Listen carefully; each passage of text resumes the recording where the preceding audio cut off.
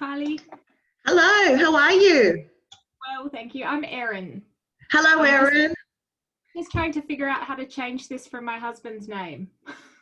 Oh, hi, Rob.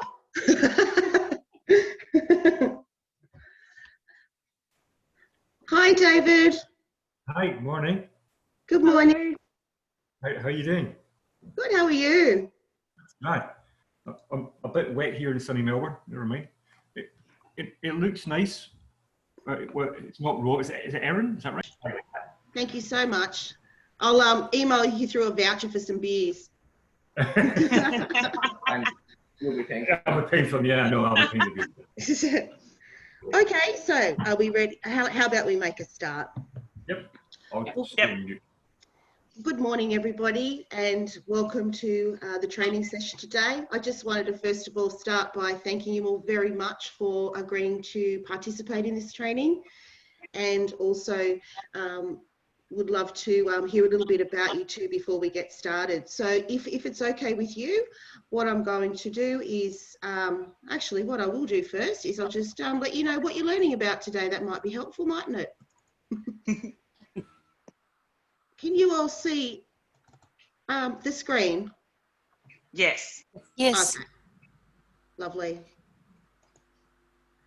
Okay, so today for the next 20 minutes, what we're going to be learning about is COVID-19 safety procedures for public housing workers, specifically for home visits. So my name's Kylie Gilbert and I'm your trainer today. And just a little bit about myself, I work for a public housing agency in New South Wales, and it's a very rewarding job and a very challenging job as well. And I look after some teams who in turn look after thousands of public housing tenants, as well as applicants. We get a lot of people coming through our doors as well who are in need of assistance. So just, yeah, if we could just spend a little bit of time getting to know each other. So I might just start with David. If you could just, I'll just quickly go around the room, and if you could just let me know, have you ever had a role where you've needed to visit people at home? And it's okay, David. No, my background is more in financial services, so not so much visiting. I think. Oh, you have? Yes. Yeah. Actually, Adam has. Yeah. You want to explain? Yeah, I deliver pharmaceutical medication. Oh, wow. Like whenever I arrive, I need to obviously go to the houses. Yeah. Wow. So he goes and gets a script signed and stuff. Excellent. All right. Well, thank you very much for that. And Denise. Yep. No, I haven't had a job where I've had to go to people's homes. My background is early childhood and teaching. So, but at the moment I'm working with young adults with disabilities.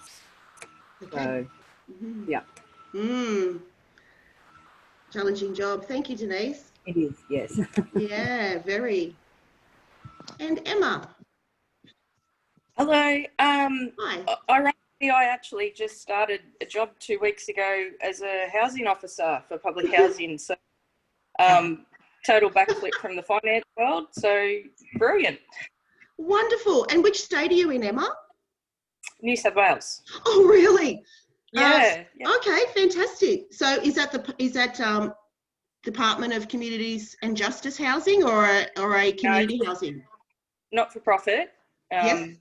Yeah, down in the Shoalhaven area. Oh, fantastic. Wonderful. Thank you, Emma. Yeah. And Mel. Yes, I had a role as an asthma educator with older people. So I went into many homes as part of some clinical research. That was probably my main job in people's homes. Excellent. Thank you very much, Mel. And Christy. So I'm a sales rep, so I'm always out visiting people, but in the last probably 6 months, I have been going to people's houses because a lot of them have been doing their ordering from home. And I'm also working with animals, which is obviously very different. But yes, I am visiting people at home. Not for that one. Thank you, Christy. Erin. Yes, I used to work at the Tasmanian Climate Change Office, and we ran a program called Power Savings for Tenants, where we delivered energy efficiency upgrades to low-income houses. So that took me to a few different people's homes. Wonderful. So it's also such interesting, rich experience everyone has. And Galina, is that how I say your name? Is that right? Yes. Yeah. Thank you. Yeah. Hi everyone. I don't have experience of going to people's house because my profession just working in the office, administration, accounting, and like business administration and accounting.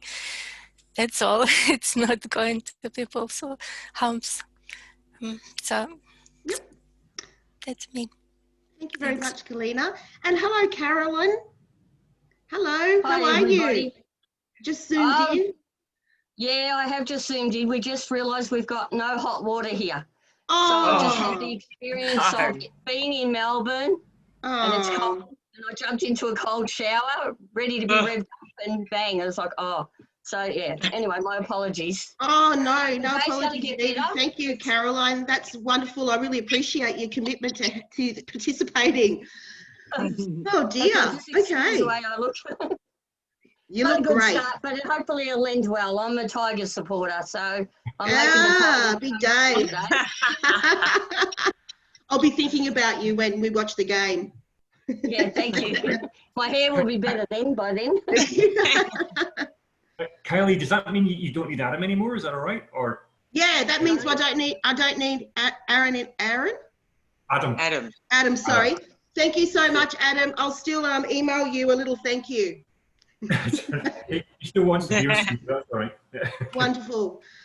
All right. Well, look, thank you all, and for sharing a little bit about yourselves and to help me get to know a bit about your backgrounds.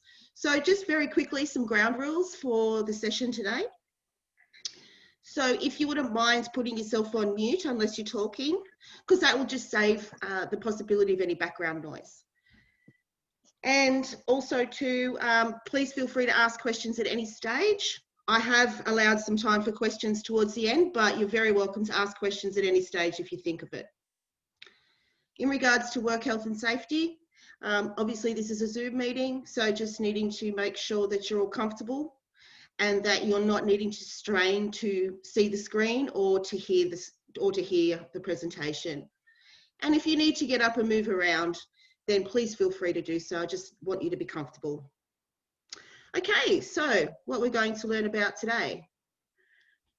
Session agenda. So what we'll be covering is how to correctly use a face mask, the specific questions that you would need to ask a client to screen for COVID-19 risk before conducting a home visit, and who to ask for advice or to report a safety concern. Can all of you guys see each other and or me? Can you have got a little gallery view? You can all see? Yep, just thumbs up. I can see a few people, but not everyone. Okay. I can see whoever's talking. Okay, all right, lovely, thank you. And the other thing we'll finally cover is who to ask for advice or to report a safety concern. So by the end of the session, the aim is that you'll gain some knowledge and skill in the correct use of face masks and good hygiene practices. And also the aim is that you'll feel confident to have conversations with clients before you visit them at home to make sure everyone's safe, and also know what to do if you're worried.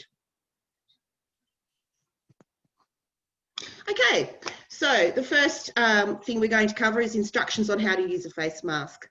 So the very first step is you absolutely need to wash your hands very well before you put your mask on. Because if you don't, then you run the risk of contaminating your mask.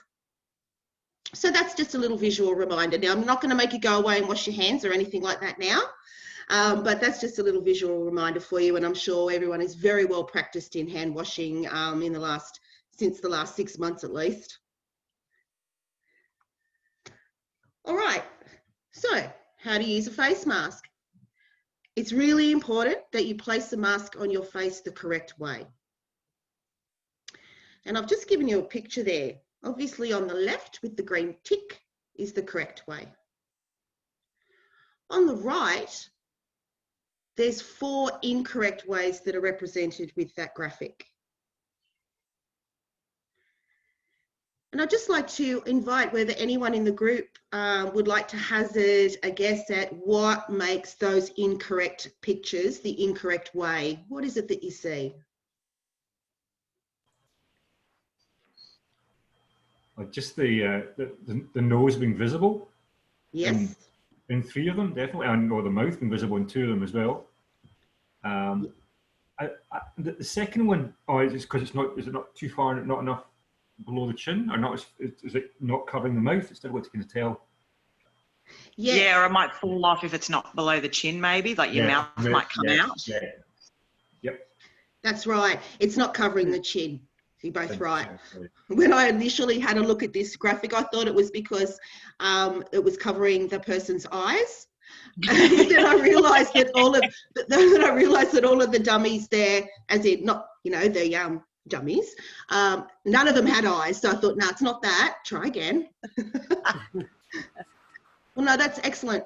That's exactly right, guys. So well done. Now I'm just going to show you a 1.5 minute demonstration on actually how to put on a face mask.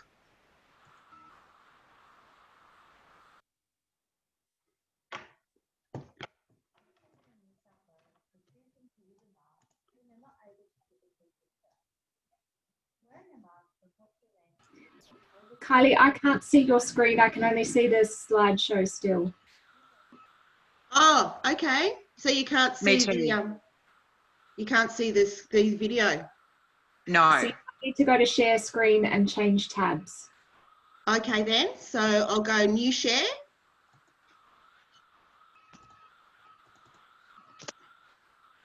What about now? Excellent. Yep, that's it. Excellent. And I noticed it's not, the volume's not up particularly high either, is it? Can you hear it okay? No. It just paused. It's just paused, yeah. Yep, okay. So yeah, maybe make the volume a bit higher if you can. The first thing we should do when we're about to put on the mask is to perform hand hygiene. That means. okay, the good news is that it's got subtitles. For some reason, the sound's not very high and I'm just having a little bit of an issue figuring out why. Sorry guys, because I have got it up full volume. So it's got subtitles, and I deliberately picked this as well for anyone that might be hard of hearing. Then that way there's subtitles as well as a backup, and it's also been quite handy in this instance. So my apologies for the sound, but it's got the subtitles as well, and it's also about she'll demonstrate it. Really clean, getting your hands really clean so that you're less likely to take any germs from your hands to your face while you put on the mask. Next thing we do is make sure that we put on the mask by making sure it's the right way up. We make sure that we've got our ear loops ready. Then we put the mask on by touching an ear loop, taking it across our face and putting it over the other ear. We then need to adjust our mask to make sure that it's comfortable and so that we're not going to keep fiddling with it after we've done it. After we've touched our face, as always, it's a good idea to clean our hands. When we're ready to take our mask off, because we've got out of that situation where we couldn't physically distance well, we need to be careful about how we take the mask off. If it's a disposable mask like this one, please don't keep it to reuse it. Make sure that you dispose of it. If it's a cloth mask that you're taking off, you shouldn't wear it again that day. You should put it into a plastic bag, keep it safe so you can wash it at the end of the day. That's why you may need more than one cloth mask. It's really important to do your hand hygiene before you go to touch your face, and that you handle the mask only by the ear loop. Okay. So that's the that was the demonstration, and I'm just now I've got the. Can everyone see the PowerPoint presentation again? Yeah. All good. Thumbs up. Beautiful. Mm-hmm. All right. So if you've got a face mask handy right now, what I'd like you to do is just to have a go at putting your face mask on in the way that was just demonstrated to you. If you don't have a face mask, that's not a problem either. So I'm just putting mine on now too.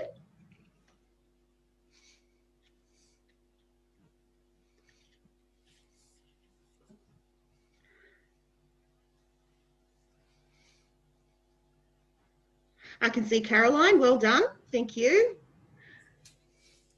And I'll just take it off now as well. Excuse me, Kylie, has anyone come up with any way of stopping our glasses from fogging up?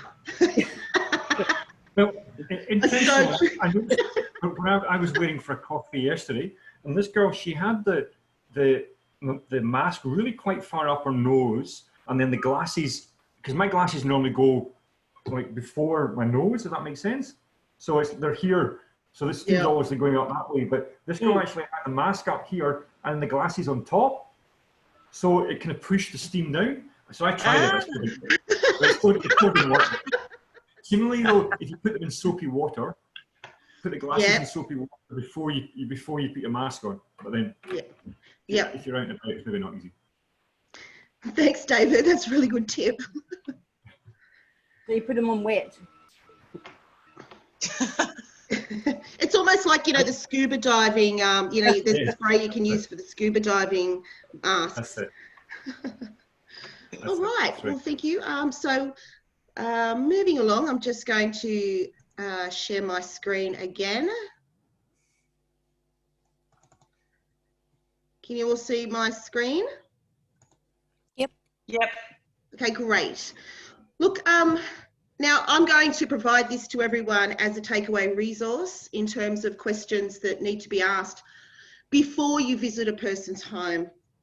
So in our roles, and any of those of our participants today who visit people at home, this might sound very familiar to you, where you're needing to screen people beforehand.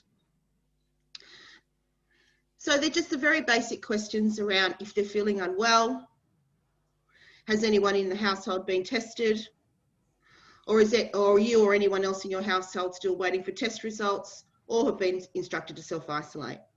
Now, it's very critical that these screening questions are done before you decide to head out into the field to visit that person. And that's the best way we have of trying to minimise some of the risks to our workers, and also risks to the community as well. Has anyone got any questions about that, or things you'd like me to elaborate on?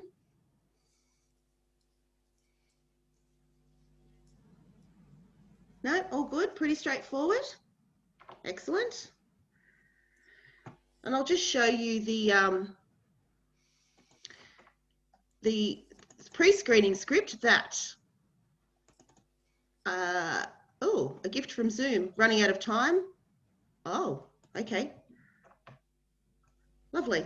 Okay, so this is the script that I'm going to get laminated and placed on next to everyone's phones on their desk, so that you've always got those question prompts there when you call. And if you need some support or coaching just to make those first few phone calls, if you're a little bit nervous, then we can provide some assistance and coaching as well. It could be one of your peers or colleagues or someone that you trust, that you don't feel nervous about having to listen to your phone conversations.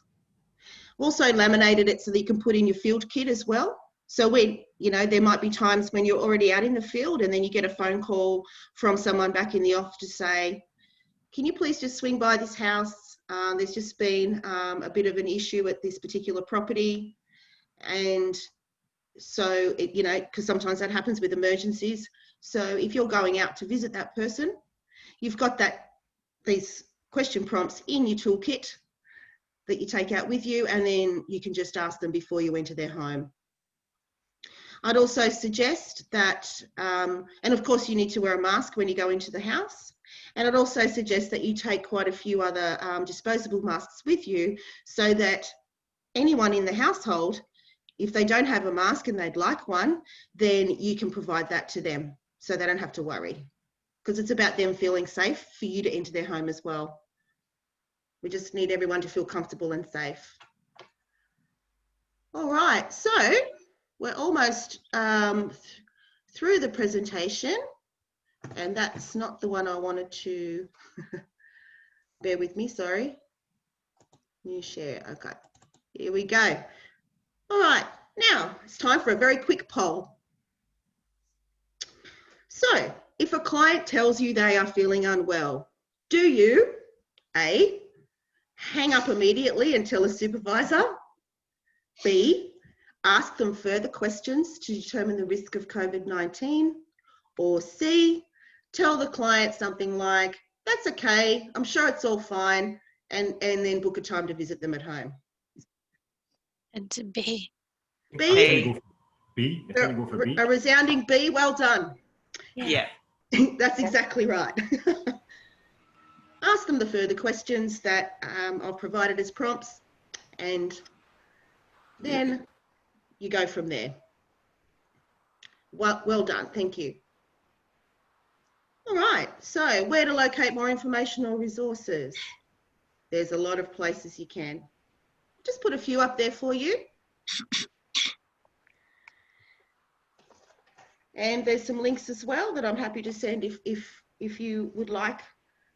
But there are things like, I particularly like the Safe Work Australia site because it provides guides to help you stay safe at work, how to assess risk and then reduce it, which is exactly what was the topic of the conversation today, and about distancing, safe desks, enough spacing, enough PPE supplies, things like that. The New South Wales Health website also actually has guidance on types of mask and even how to make your own reusable cloth mask as well. So yeah, there's lots and lots of information about that. We've almost concluded our presentation. So just wanting to give you an opportunity if you have any questions. It's clear. I was going to ask, Kylie, what made you want to do this topic as a presentation? I think it's a very relatable topic at the moment. And also this is very similar to what we needed to develop some procedures that we were in the middle of developing as part of my role as manager at housing, because we have so many workers who are required in their role to go out into the field and do visits, and wanting to make sure that they felt safe and that they felt prepared and they felt supported to be able to screen people confidently, and then so that they didn't feel like they were putting themselves in unsafe situations. Yeah. I think one thing that I've learned so far in doing this course is, and I see the notes on Facebook, is that if you can keep it relevant to something that you're involved with and not go, you know, off on a tangent so you're having to learn a whole new area of expertise, you keep it something to learning to work-wise or something that you do or whatever, then it makes it so much more that it comes across more as well when I think probably when you're presenting it too. So no, that was really good. It's information that's there, but having it in black and white and actually seeing it makes it more relevant in your mind. Yeah. Yeah. Well, no, thank you very much for that feedback. I'm glad that you got something out of it, and I'm really hoping that we all got something out of it. And so just as a recap, today, that should have said we learned how to correctly use a mask, specific questions as a tool, and also where to go for more information, advice and support. So I just wanted to finish off by saying thank you very much. And this is now the end of the session. I really, again, appreciate your time and your participation and your questions and feedback and your interest. And I just wanted to end by saying thank you for participating, and everyone please stay safe. Thanks, Kylie. You too. Thanks, Kylie. Thanks again. Bye. Thanks, Kylie. Bye. Bye.